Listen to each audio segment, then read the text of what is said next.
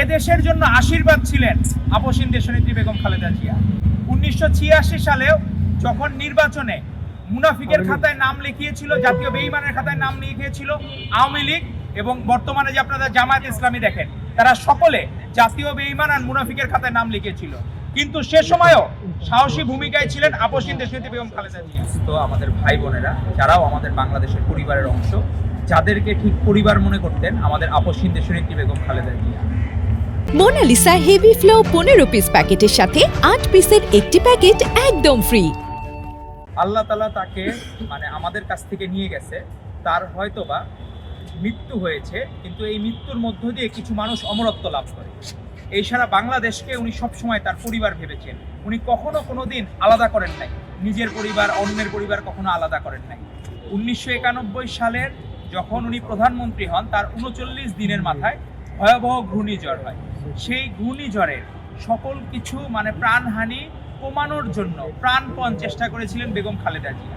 পরবর্তীতে রোহিঙ্গা ক্যাম্পে পুরা রোহিঙ্গারা হয়ে গেছিল তার পরিবারের মতো। উনি যেখানেই গিয়েছেন সারা বাংলাদেশের মানুষকে পরিবার মনে করেছেন এবং উনি ওনার নিজের ছেলেকেও আলাদা চোখে দেখেন নাই। অস্ট্রেলিয়াতে আমাদের মরহুম আরাফাত রহমান কোকো, উনি নিজে অস্ট্রেলিয়ার ভিক্টোরিয়া ইউনিভার্সিটিতে উনি আন্ডার গ্র্যাজুয়েট পড়তে গিয়েছিলেন। সেখানে উনি পিজা ডেলিভারির কাজ করতেন। ওনার মা বেগম খালেদা জিয়া তখন সিটিং প্রাইম মিনিস্টার। সে সময় এক মুহূর্তের জন্য উনি আলাদা করে নিজের সন্তানকেও আলাদা করে দেখেন নাই। আজকে যখন উনি সেই 91 সালে জানুয়ারি আর ফেব্রুয়ারি মাসে উনি 1800 জনসভা আর পথসভা করেছেন। উনি নিজে 38টা জনসভায় একদিন বক্তব্য দিয়েছেন এবং টানা 48 ঘন্টা না ঘুমিয়ে ক্যাম্পেইন করেছেন বাংলাদেশের মানুষের জন্য।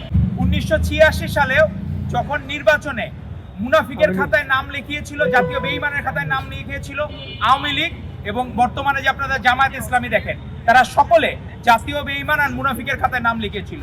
কিন্তু সে সময়ও সাহসী ভূমিকায় ছিলেন আপসহীন দেশনেত্রী বেগম খালেদা জিয়া। তাকে অফার করা হয়েছিল, সে সময়ে হুসেইন মোহাম্মদ এরশাদ উনি অফার করেছিলেন যে আপনি প্রেসিডেন্ট হন। ম্যাডাম সেদিনও আপোষ করেন নাই। ওনাকে যখন বলা হয়েছিল 8 সালের নির্বাচনে বিএনপি হেরে যাবে, আপনি ম্যাডাম না গেলে ভালো হয়, কিন্তু ম্যাডাম শুধুমাত্র গিয়েছিলেন গণতন্ত্র রক্ষার জন্য।